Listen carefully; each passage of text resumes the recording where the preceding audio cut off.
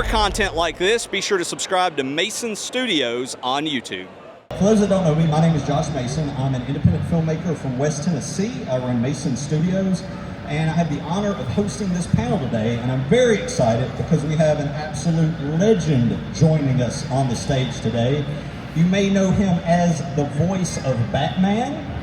You may know him from Office Space.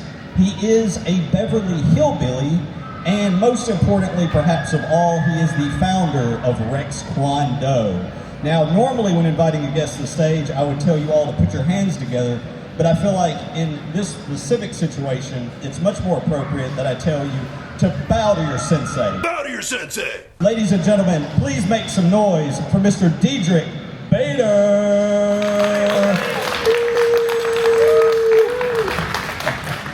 Hey guys! There's your mic, sir. Nice. How's it going, sir? You enjoying your time? Really well. I love Tupelo so much. It's really great that you guys showed up on a Sunday too. That's rare in the South. Like people generally don't show up.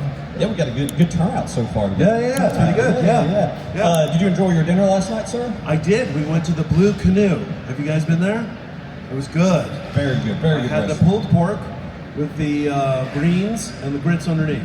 Oh yeah. It was pretty intense. Yes, I had the double cheeseburger with bacon because I'm extra unhealthy, Okay. and it was also delicious. Yeah. So highly recommend Blue Canoe. And now that Diedrich and I have had dinner together with all our friends, we're Yeah. best friends, right? That's right. We're gonna have those little best friend bracelets made with little half hearts. You bet. That way we'll always remember each other no matter where we're at. But we're gonna put it on our ankle because That's right. That's right. We gotta put it on the ankle. Oh, it's so cute. Yeah. Man, it's been an absolute honor to have you here at Tupelo. We really appreciate you coming out. It always means a lot to me as a fan who, I love movies. Everything about my life revolves around film and television and everything. So it means a lot to have talented guys like you come out to these shows and share your behind-the-scenes, experiences with the fans. I appreciate it. Thank you for that, sir.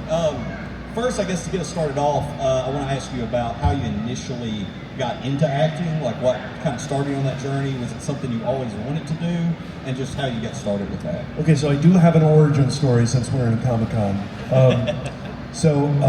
When I was really little, I was about 2.5, 3 years old, my parents moved to Paris, France, and I basically just learned English, and then everybody was speaking French around me, and I was really deeply alienated by the whole thing, and I was very depressed. And I have 3 older siblings, and they were told if they take me to the movies, that my parents would pay like the full freight, all of their friends, well, however many people that they took. So I figured this out in a little bit. By the time I was 5, I had just basically 3 people I wanted to see. Harpo Marx in any of the Marx Brothers movies, Fred Astaire and Ginger Rogers in any of their movies, and Charlie Chaplin. And Charlie Chaplin was my absolute favorite by a long shot. And I worked up a little Charlie Chaplin act in the room that my brother and I shared. We had a bunk bed. But every time he was out of the room, I worked on my little Charlie Chaplin act. And then my auntie, who was my mother's best friend, took me to my favorite theater in Paris. It was my favorite theater because there was a live musical accompaniment. There was an organ player that played along to the movie, and he improvised. And by this point, I actually knew it because I'd been to the theater so many times when I was a kid. He was happy to see me. Older fellow, a great player, great improviser. Anyway, we were watching The Circus, which is a great one if you haven't seen it. It's really good. Very funny. There's a monkey that gets on his head when he's on a high wire, and the monkey just starts beating the crap out of him. And it's really hilarious because there's no faking, there's no CGI, there's no AI. Like, this monkey is actually beating up Charlie Chaplin. It's a practical monkey. It's a practical monkey. Anyway, so the film got caught and burned, and everybody booed, and I was like, nobody boos Charlie Chaplin, and I ran in between the screen and the audience, and I started doing my Charlie Chaplin act. And the organ player started playing, he was my friend, as I said, to sort of musical accompaniment to my act. And I finished, I did a little roll, I doffed my imaginary hat, and I got a standing ovation. And that was why I'm an actor and not an academic like my siblings. That's my origin story. Being an academic's no fun anyway. Being an actor is much more fun, right? It is, yeah. It's pretty fun. Yeah, when you work, it's really great. Yeah. Well, do stuff like this. It's really fun. I think I told you this yesterday, the first film I think I ever saw you in was Office Space, and I didn't realize it until I was doing a little bit of research into some of your other filmography that I had actually seen you much earlier in my life and you were actually in the original Beverly Hillbillies, movie, yeah. And so, what was that process like, getting involved with that film? And that was like kind of your first experience in like a big production, right? It was my first starring role in a big production. I had one line in Dracula, which was actually a bigger production than the Beverly Hillbillies. But I was cut from that, so we don't talk about that. That doesn't count. That doesn't count.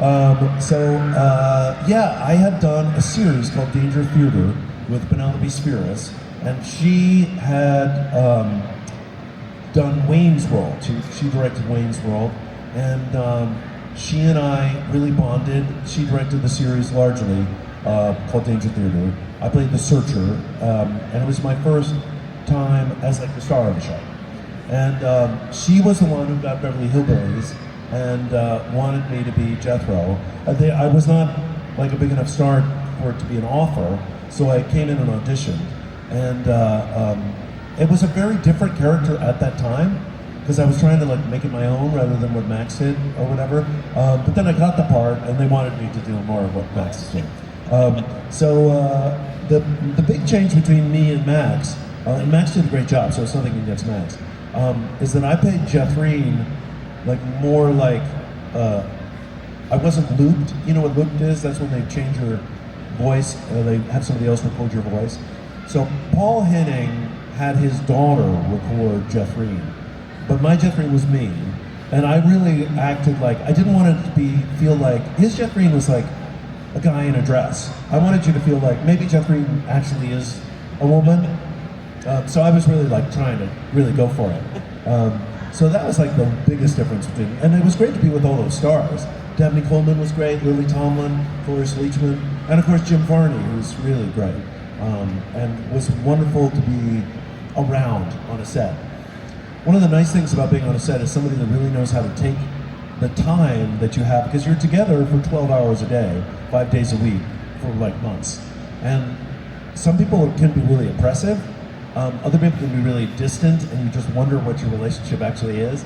But with Jim, like, he just hung out, smoked cigarettes, and if you wanted to tell a joke, hear a joke, he just knew. Having hung around stand-ups for most of my life, I've never actually met anyone who knew as many jokes, not like in an act, but like just jokes, as Jim Varney. I literally never met anybody that knew as many jokes. He had a really remarkable memory. And he actually played Puck in a Midsummer Night's Dream, and remembered all of the lines of Puck. That's awesome. And he played it in high school. It was really impressive. I really love that guy. And on his day off, he would dress as his Ernest character and go to the cancer ward of children's hospitals and be Ernest all day. He would like dress and do the whole, hey, nah, that whole thing. And I was really impressed by that, because you have a day off and you work a 60-hour week or sometimes longer. You want to take it easy for the 2 days that you have, and you have to prepare for the next week or whatever. But he didn't do it. He went into the hospital. I was always impressed by that. That's awesome. Yeah, no, he sounds like real upstanding. No, he was really cool. And what was funny about Jim was that, sorry, I'm going off. A lot of people in the South thought that Jim was from their hometown, because he was a brilliant guy and did this ad campaign. Older guys will remember this, but I doubt the younger folk will, where he did the Ernest character selling like cars. So he would do local dealerships, and that's why people think that he was from their town. But if you look at the ads, you can find them easily on YouTube to know what I'm talking about here. It was all one take. And he would just change out the dealership. And he would say, in like Tustin, or he'd say like, Austin, or he'd say, he just covered the South. And he would sell it to that particular dealership. And he would just like, and it was a really easy bit. So like, the hood is up, and he's like, hey, how you doing, Vern? And he had a gold digger going, how you doing, Vern? And it looks like you got a little loose wire. I think it's just this, there you go, like that. Well, and then he goes, you got to head on down to whatever, right? And then he'd just do take after take after take after take, and that would be their day. And he could cover 60 dealerships within the South. And I just always admired that. Like, that's really, I couldn't do that myself, but it's just really smart business acumen, I appreciated that. Yeah, no, that's awesome. Yeah, it's very admirable. switching gears kind of into the Office Space territory, I love that movie. I rewatched it earlier this week. Oh, nice. Yeah, I've probably seen it like 4 or 5 times now. Yeah, what's up? It does. Yeah. What I found interesting about it on rewatching it is it actually has gotten better as I've gotten older, because I think the reason people like that movie so much is it's so relatable. Like everyone has had jobs like that, and bosses like that, and coworkers like that, neighbors, that are like that. So what was your experience like working on that? And did y'all know when y'all were making that film that it was kind of going to be like this classic comedy film at the time? Well, you can never anticipate something being a cult classic. So the audition process of that was kind of different. So I got the script. I was on the Drew Carey show at the time. I got the script like about 2 weeks before the audition. So I was happy about that because I had enough time with the script to really memorize my lines. So I was happy. Usually, like, they give it the day before, which is irritating because you have, especially if you're working on something else. And on top of like the fact that you already have to know lines for the job that you're doing currently, you have to put it on top of that. It's better if you give it a little bit of lead time so that in your downtime you can work on it and jump back into it. So I had just seen the movie Rushmore. Did anybody see that movie? There we go. Yeah, we got. I had just seen it. It's Wes Anderson's first movie, shot in Austin. If you haven't seen it, I'd really highly recommend it. It's very good. But it's Owen Wilson's first role. And when I first read Lawrence, I thought he should be Owen Wilson. Like a middle-class kid, just like Ron's character, Peter. But instead of going into working in the office, he works with his hands. And he just decided to quit the whole world that it was kind of like a subversive movie in its own way, because it's literally like you don't need to work in an office. You can do your own thing. You only got this one life, and if you're unhappy, you're wasting it. So I thought, okay, so it's like Owen Wilson, but he's like, so he can give this great advice to the Peter character because he really knows him, and they're meeting on this level of, but I took the road less traveled, right? Yeah. So so quoting Frost and all that, like this is who Lawrence should be. So then I go on the day I go into the audition and I sign in. I never look at who else is signed in to play the same role, because I'm so insecure that if I see somebody else and somebody I recognize his name, I'm like, yeah, he's better. He should be that guy. No, nobody's better than me. This is what I do. So anyway, so I sit down, I sign in, I sit down, and Owen Wilson walks out. And I'm like, oh man! And I go up and I look, and he had just read for Lawrence, and I'm like, oh my god, I can't do a better Owen Wilson than Owen Wilson. And so I'm just staring at his name and just standing there, and the casting director goes, Diedrich, you ready? And I go, I know the lines. And she goes, okay, do you want to come in? I'm like, I guess, yeah, okay. And in the threshold of the door to the room, I came up with the character. That's awesome. And the first take was completely ruined because Mike laughed at everything I did. And I was right on the edge of telling him to shut up, because I was happy with the take, and he was just blowing it, and I knew the studio would never like it, right? So I was lucky enough that he asked for a second take, and we did a second take. And then, as I was driving, when I got home, because I didn't have a cell phone at the time, but when I got home, I got a call from my agent that said, it went really well. They have to go through their list, but it's looking good for you. He really loved it. So the first guy that was offered Lawrence was, what's that little guy? Johnny Depp. It was Johnny Depp. Pretty boy. If you think about Johnny Depp playing Lawrence, what? I don't think it works. I don't see him as like a blue collar. Why would you take any advice from Johnny Depp about literally anything? But anyway, so he had it for 4 weeks, wouldn't read the script, and then turned it down. So for 4 weeks, I was like, oh, it's going to be Johnny Depp. He's so much better than me. And then they offered it to Billy Bob Thornton, who played in a band with Mike. And I was like, actually, that's good casting. It's not bad. With Billy Bob Thornton, that's pretty good. So I was like, oh, well, that's too bad, because I'd love to do it. And then I got the call about a week before shooting that he had passed, and on the project. And it was me. That sounded really bad. Yeah, it sounded pretty intense. But because of the short amount of time, like I didn't have a chance to talk to Mike or wardrobe or anything about how I saw the character because it just wasn't time. They'd already started shooting already by the time I showed up. So the mustache and everything, and then the mullet. The mullet was Mike's idea. The mustache was mine. But they didn't have time to really do a proper mustache. So that mustache, even to this day, I'm like, that's a lame mustache. Oh no, I think it sells the whole character. I love the mustache. Well, I asked for that mustache because of the inside of the album Brothers and Sisters, the Allman Brothers album. If there was anything where I could be like Jack Nicholson's character in The Shining and be like in it, you know what I mean? At the end of The Shining, like he's in the picture, I would be in the Brothers and Sisters album. Because I wanted to be on that porch so bad when I was a kid. Like, that to me looked like heaven. But anyway, so that's why I came up with that mustache. So I asked Mike when I was there, like, why did Billy Bob Thornton, I thought he was going to do it. And he goes, yeah. And obviously he was a little bit bitter about it. And I go, well, what's the deal? And he goes, Billy Bob asked for $5 million. And I was like, oh my God. He said, we're in a band together. I go, yeah, no, I read that. And he goes, I called him up and I was like, Billy Bob, we have $5 million for the entire movie. If we pay you, we'd have to do it in the parking lot. Right. Yeah. Well, that was another thing that impressed me about the movie upon rewatching is it looks like it doesn't look low budget, but you can tell when watching it that it was clearly a lower budget film because they really only had the office. They had like the restaurant. I mean, it was very minimal sets. That's right. You know, and but it was well utilized because it's just slam packed with so much humor and so many jokes. And One of the things that people do ask me if I'd like how I perceived the movie when I was doing it. So. One of the things I really loved was the set decoration for Peter's apartment. Because one of the things that drives me crazy in a lot of set dec on bachelor apartments is that they're covered with pizza boxes, there are like piles of clothes everywhere, there's like, you know, beer cans and like crushed beer cans or whatever. And in my experience, like I have a lot of guy friends, I only knew one guy whose apartment was that bad.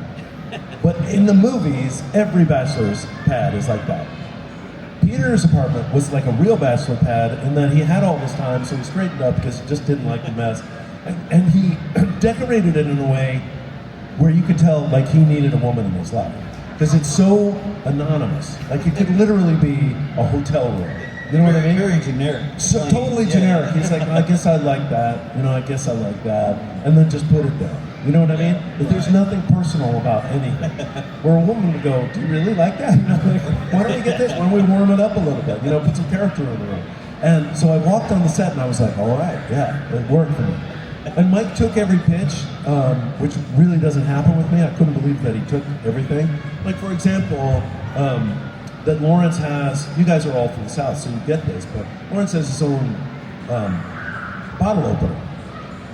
Which outside of the South, nobody really does. But at least in Virginia, where I grew up, everybody I knew had one. Like, you don't want to be without a beer opener, otherwise you're going to have to use somebody's counter to open up your beer, right? You know, just pop it up, you know. So yeah, that was one of my pitches, was to have Lawrence, like, and then have Peter offer him you know, I got it. Right, yeah. You know, it's good. It's a good moment. Good moment. Thanks, yeah, because it feels real, right? Right, yeah. Those are the things that ground a character I always look for, like, just the moment, because it's a broad character, but you have to feel like he's a person. Oh, like, you know, Yeah, no, that movie, it utilizes its budget very, very well. Yeah, I think love so. it. And like I said, every time I watch it, I think it gets better as I get older and have more life experience. It holds up to repeat viewing like Napoleon Dynamite, but I wasn't able to make the premiere of it because that was on a Tuesday night, and Tuesday nights were when we taped the Drew Carey show, so I just couldn't go. And then opening weekend, my wife and I went on a Saturday to, at that time, now it's the Grove, but now it's like AMC, you don't even know this detail, but anyway, the most popular movie theater in Los Angeles. And we were 2 of 3 people in the theater, and that guy left. Oh no. Yeah. And so I thought, oh my God, this is a bomb. It's a bomb. And when your job is working in Hollywood, oh hey, cool costume. I'm going to be reading that later. You want your movie to be a success, because even if nobody in town likes it, even if nobody thinks it's good, nobody cares as long as it makes money. If it makes money, then you get more work out of it. If everybody loves it but it makes no money, I mean, there was no point. I mean, good on you for doing it. But other than that, like, nobody cares. So I was seeing it through that eye, which was too harsh on the movie. I loved every frame of the movie, but I was like, oh my God, I'm wrong. I was just wrong. I thought it would be a big hit, and I was wrong. Well, now it's a classic. Well, that's the thing, is that then, like, 2 years later, my wife and I were driving downtown, and these guys pull up, Chevy truck, probably mid-50s Chevy truck, covered with tats, some hipsters, you know. And they poke each other, and they obviously recognize me at the light. And I'm like, you know, hey, I think it's a DK show, or whatever, you know. And he goes, hey man, what'd you do if you had $1 million? And I said, 2 chicks at the same time, man. And I remembered my cue and the line, but I didn't remember what it was from, because it had been so long, and you know. But anyway, but the line stuck in there. And I turned to my wife and I go, what was that? And she goes, that was Office Space. And I was like, that's weird. This guy saw Office Space. And then I started getting recognized. That was the first time. But I started getting recognized more and more for Office Space. And I was like, what's happening to Office Space? And then it just became like this thing blew up, yeah. And then the second time I saw the movie was in Austin, Texas, at the South by Southwest Film Festival. They did a screening of Office Space and sold out in like a minute. The scalpers were selling the ticket. And then it was like the Rocky Horror Picture Show. People knew every single line, and the waves, like, just like a wave, just like cruised over the crowd, and then it was like crashed against the screen, came back like, and I was like, oh my God, it's a good movie. People like this movie. It was one of the most satisfying moments in my career, because this is not really egotistical, but I was right. I was right. Everybody else was wrong. I was right. Wrong. You were right. Yeah. You were right. Absolutely. Yeah. And by the way, guys, I will give y'all a heads up. We will turn over to audience questions in just a moment. So kind of be thinking about what questions you want to ask Diedrich, kind of get those wheels turning. Yeah, and here in a I love moment, that. Yeah, here in a moment we'll call y'all up to the mic and have y'all start asking those.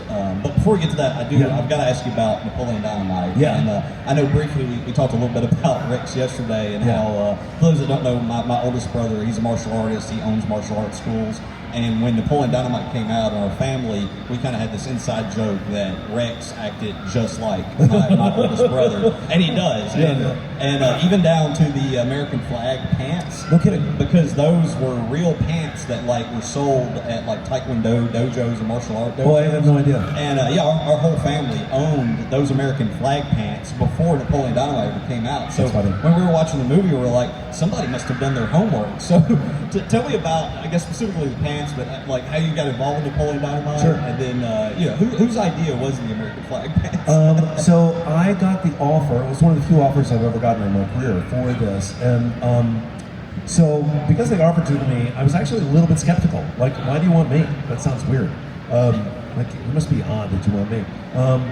But I read it because I get so few offers, so I read it in bed next to my wife at the end of the day, and I was laughing so hard because I got the name. I remembered this guy when I was in elementary school. His name was John Bartholomew, and he, oddly enough, had curly blonde hair too, and he was just the oddest guy, and I could not stop staring at him. Like, I looked at him all the time, and my friends were like, why are you always, John, he's like, you know, you can't say the R word anymore, but he definitely was like he was on the charts, as they say, on the spectrum.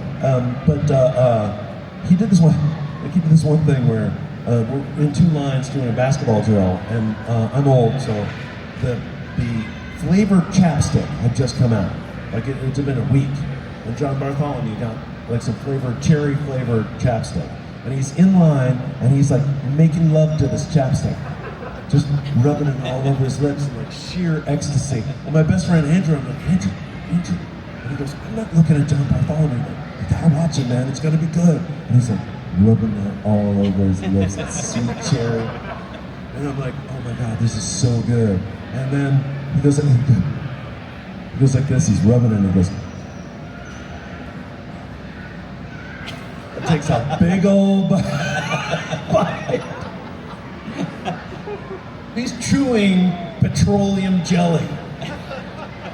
Anyway, that's John Bartholomew. Once I got John Bartholomew in my head as Napoleon, I started laughing, and I laughed so hard when I finished it, I was like crying laughing. My agent had told me not to do it. Was like he? Yeah, it was Joel. Yeah, it was Joel at that time. He told me not to do it. He was like, there's nobody in it, they have no budget, they're shooting nowhere, this kid just got out of, what's that Latter-day Saints school? What? Yes, BYU, yeah. BYU. So everybody was in BYU, thank you. Everybody was in BYU, and they were like, they're just a bunch of kids, right? And I was like, I don't know. And my wife said, you gotta do it, because you laugh so much, you just have to do it. So I ended up doing it, and I flew in the day before I was supposed to work. I wasn't really professional about it, I have to say. I didn't learn my lines before, even though I got the part long before. I didn't do any work, it was really stupid of me. Rex doesn't need to learn his lines. Learn your lines, forget about it. Yeah, forget about it.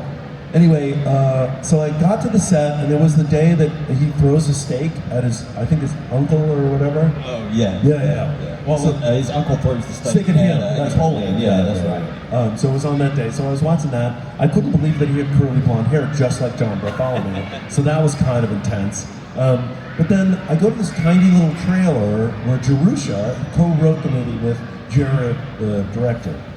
And Jerusha's in this like tiny little thing, like what you would pull behind a station wagon. And that was the wardrobe. And she offered me 4 different pairs of pants to choose from. And just from the time of being on the Drew Carey show, like the training of being on a sitcom and doing comedy every week is that you have this channel to what is the fastest, funniest way to do something. Because you've just done it over so many times that it just, you just push aside everything that isn't funny and go right to the joke. And to me, those pants just sold it as fast as possible. Like, because he's like super macho, so of course he embraced patriotism in America. You know, America. Yeah. So he'd be one of those guys, you know. And so, then I went back to the motel where we were staying. There's no hotel in that town in Idaho. There's only a motel. And I got a 6-pack of Tall Boys, and I'd learned my lines with that. And then the next day, slightly hungover, we had like 3 takes of every setup. And it seemed funny, but it was like just a bunch of kids, as my agent said, and I just had 3 takes with every setup. Usually you get a bunch. I told the guy that played Kip, who I can't remember the name of, I'm sorry. I should know this. Yeah, but you know, when Rex slaps him, which he does twice, I was like, I hate to tell you this, but I'm going to slap you. And he goes, oh, like a theatrical slap? And I go, no, I'm going to be hitting you. So hopefully it's done in a few takes, but one thing I learned is that if it doesn't look like it's painful, no one laughs. They don't laugh. If they think like it's a faked slap, nobody laughs. So I'm going to be hitting you. And I apologize beforehand, and I wish there was a shortcut for this, but there isn't. I'm going to be smacking you. And he's like, oh, all right, I guess. And he really didn't have a choice. I didn't present it as a choice. I just was like, I apologize beforehand for injuring you, which I did. I slapped him so hard because, and they didn't have to like change the sound. That was the actual sound. Yeah, well, next time you watch it, that's the sound of me hitting him. That's how hard I hit him. And luckily for him, there was only 3 takes of it because I slapped the shit out of that guy. But twice. But speaking of doing the dojo, so the guy that actually owned the dojo, he's about, this is not to put down short guys, but you know, short guys have aggressive issues, like issues with aggression. And he was like 5'4", and had a great big mustache, and which is, again, a sign. And he really wanted me to do something that was specific to his style of Kung Fu. And I told him, I go, you know, there's no Rex Kwon Do method. And he goes, no, the Rex Kwon Do method, but you got to know my method. And I'm like, no, I'm literally just making it up. So there's no Rex Kwon Do method, but I'm sorry, but it doesn't exist. I'm just going to do something funny, and that's really it. And he goes, well, you got to learn my method first. And I go, I don't want to complicate what I'm thinking because I'm a little bit hungover, so I don't want to complicate what I'm thinking with your method. But thank you, and thank you for the use of your space. He really didn't take it well. He was really unhappy with me, and every single take, the thing when I looked out to the crowd, you know, and then pointed at Peter Pan there and all that, he's standing in the back. Even when the cameras turned around, he stood there the whole time. I'm going to do this expression. He was like this. Because clearly, nothing I was doing made him happy. Right. Yeah, and didn't speak to me when I left. He did not speak to me. Yeah. Yeah, no, I think one of the reasons that character resonates so well with people love it so much, is because it's very authentic to how so many, and I can say this since my brother owns martial arts, that's how they kind of act. They're like these kind of, some cases, overly confident, you know, guys who feel like they can just whoop everybody. Yeah. And Rex embodies that. Yeah. It's just like, I'm Rex Quado, you know, I've met several martial arts instructors, and a lot of, not all of them, but a lot of them I think. So a lot of people ask me if there's improv in that. There's a lot of improv with loans. So the way I do it is, like, once I know there's a printed take of the master, which is like the first shot that they do generally, where they shoot the whole room and all the actors are in there, I ask for one more take. And then I just throw something out. Because the thing that takes so long, and the reason the days are so long, this is nothing against the crew, this is just how it works, is the setup. So changing the lights and moving the camera and all of that is actually the longest part of the day. The takes are like maybe 3 minutes long. So you're just asking for 3 more minutes, that's it. And Mike, once I did the first time, I just threw stuff out. He was like, let's do it again, and let's do it again, and let's do it again. And so a lot of those lines are actually in there. And but with Rex, I only had 3 takes, so I had to move on. I didn't improvise a single thing. That is exactly as written. In fact, even the character choice of making him sound like a professional wrestler is in the description. That's awesome. Yeah, my other arm, that break, not my, that whole thing. That's everything is written exactly as is. Okay, take your seat. That's all in there. That's awesome. Yeah. It's impressive to me that you chose the American flag pants thanks. with, I guess, no prior knowledge that those were actually pants that were used in No idea. And what's weird is that was such a spur of the moment costume for me, and then for years, honest to God, if you look this up on Amazon, it's the #1 costume. I made it like just a funny choice, that's it. And then I see people tag me all the time with their Rex Kwon-Do outfits. In fact, I went to a No Kings rally. Sorry, I'm a Democrat. I went to a No Kings rally. There were 3 other Rex Kwon-Dos there. I dressed as Rex Kwon-Do. And what was funny was people were like, hey, you look just like, oh my God. It is him. It is him. It's the only other time I wore the Rex Kwon-Do outfit. That's awesome. Yeah. Well, I'll do one more question, and then I'll let you guys, you want to go ahead and start lining up? We'll get to the audience questions here in just a second. Yeah, I'm open to literally any question about anything. I do want to ask, is one last thing, though. I made a joke about it at dinner last night, but meet the Spartans. I made a joke about it, but I actually, unironically and unapologetically, I'm a fan of that movie because I love, like, just dumb parody spoof movies. I think they're hilarious. But, like, what was your process like working on that? And I know you also, I believe, were involved with Vampire Sucks. Yeah, and, I've worked with Jason and Aaron a bunch of times. Yeah. So what was it like working with those guys, and what did you have any fun memories on set making those films? Oh yeah, I really liked working with Jason and Aaron. They were really, really fun. That's why I went back over and over and over again. They didn't pay very much, but I liked working with them. They had, like, again, they were like, if you get a take that the studio wants, then I'm good to, you throw out whatever you want. They're really nice. But I just saw Aaron the other day. Really, really nice guy. Yeah, I mean, the thing is, if you run a good set and I know I'm going to have a good time, that for me is enough. Television is about paying my bills. Movies are about having fun.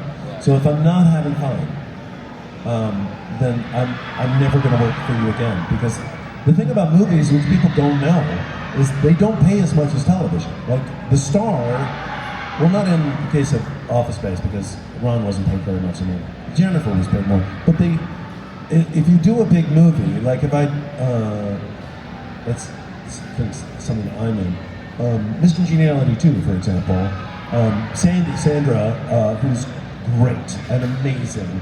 But she makes a lot of money on those movies, and the rest of the actors just get, they get paid. I'm not complaining. I'm just saying that, especially if you say like it takes 4 months, I would make in one day what I made in 4 months on one day on Drew Carey show for 4 months of Miss Congeniality too. So that's why like people go, well, why don't you do more movies? One, they're almost always out of town, and I love my wife. Two, they just don't pay very much. But where was I going with this? Which one? We were talking about Meet the Spartans. Oh, Meet the Spartans. So if it's going to be fun, then I'm on board, and I'm in and out. That's why people are like, why do you do so many basically cameos? It's because I'd rather be home. My wife's really cool, and I'd rather hang out with her. So yeah, if you got me for a week and you shoot all my shit at once, then I'm with you. Well, it's such a fun movie, man. And my favorite line in Meet the Spartans specifically is not even one of your lines, but it's about your character. Okay. When they're like, because his character, for those that haven't seen the movie, his character's name is Traitoro. And they're like, Traitoro was a traitor? It's like, you think? I know, I love that dumb humor. Yeah, I love the dumb humor. Yeah. It's great. Yeah. All right, so questions. Anybody got questions, guys? Come on up to the mic. Nice. So, Yes. you voiced Batman in Brave and the Bold, right? Yes. How did you get that role? How did you get the I felt role? like there was going to be a follow-up question to that. I auditioned for it. I had worked with, I don't know if you guys know the name, sometimes at Comic-Cons they do. Her name is Andrea Romano. She is was for many years the head of casting at Warner Brothers, and also a voiceover director. And so she and I had done a series called the Zeta Project together, and it's amazing that she still wanted to work with me, because that we recorded that on Wednesday morning, and Drew Carey show shot on a Tuesday night. So there is not a single episode of the Zeta Project where I was not hungover. So I was shocked that she was like, "Oh, I want to bring you in." I really? I don't know. So I auditioned for it, just like everybody else. And what they wanted was somebody who had a sense of humor, could bring a sense of humor to it, because they wanted a lighter touch than the greatest Batman of all time, Kevin Conroy.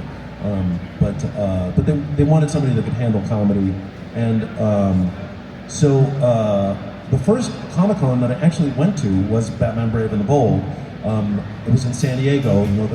It's really big, and the room that I was in had a couple of thousand people. I'd say probably 2 people agreed with the casting of me as Batman. So it was the most hostile crowd that I've ever met in my entire life. They were like, "How dare you?" I don't know. Why did I put a southern accent on? I guess because I'm Tupelo. But they were like, "How dare you be Batman? What do you think, Batman's Lawrence?" I was like, Batman's Lawrence is not a bad idea. But no, I was like, I haven't seen it yet. I mean, it literally hadn't aired. So you're judging us before you've seen literally anything. And then the next year, it was a really nice response. So that was a beautiful, like Office Space, like being hated at first and then loved it in the end. Brave and the Bold for real comic book fans became like this little touchstone, which was because it was ostensibly made for younger people, but a lot of real comic book fans loved it because it really reached into the lexicon of beyond the Rogues Gallery, into like if you had the DC Encyclopedia, it was for you. Yeah, for the rest of your life, you can say, "I'm Batman." Yes, my son, who was like, I was just taking pictures of action figures. He's like the real comic book fan of all of this. He had his first comic book come out, the Christmas issue for DC. That was pretty cool. So this is his world, and I think he got into it because when he was really little, he'd be like on the playground, and people would go, "My dad's an entertainment lawyer," and he'd go, "My dad's Batman, so." Yeah, that's great. I mean, good for you with being in show business and whatnot, but okay. Anyway, so he loved that. Yeah. That's awesome. Any other questions, guys? Come on to the mic. Don't be shy. Hey man, so yesterday you told me that car wash bit in the Country Bears was your pitch. That's right. Very funny bit, and I'm a big fan of bits. So I was curious, did you have any other bits that maybe you pitched and made it into any other movies, or if you have? Did not make it into movies? Oh, that did make it into movies. Or Oh well, a lot of what Lawrence says in Office Space was stuff that I just did. I didn't pitch those, I just did it. Like, how many kids do we have?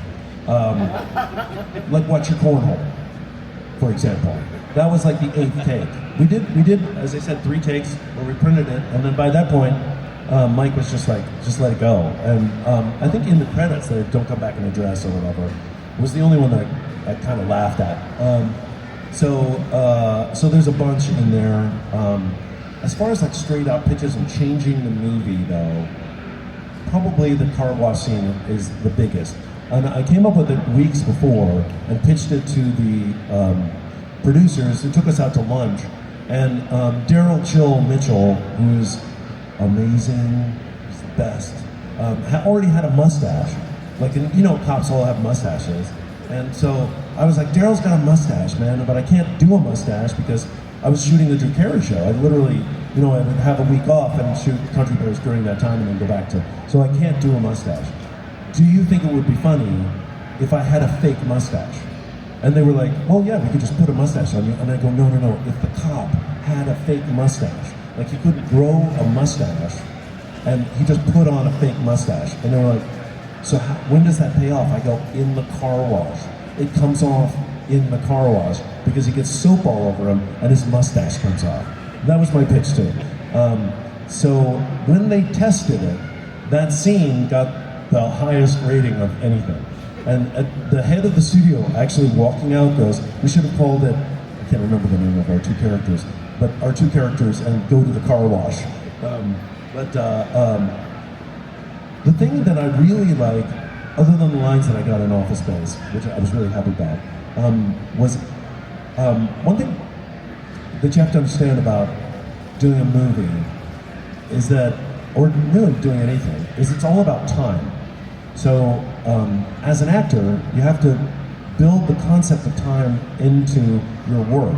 So you have to pick your moments when you're going to be slower or when you're going to take a pause before a joke. Because really when you see a movie, it's the editor's timing. And he's got, you know, basically 90 minutes is what his studio wants, what the theaters really want, because they want to take them in and out. Of course, in Office Space didn't work out that way, but so everything you do, this is what I tell young actors all the time, you have to think about the moment that you want to take your time in. The moment you want to, like, on American Housewife, for example, I will force the cut by turning at a certain point.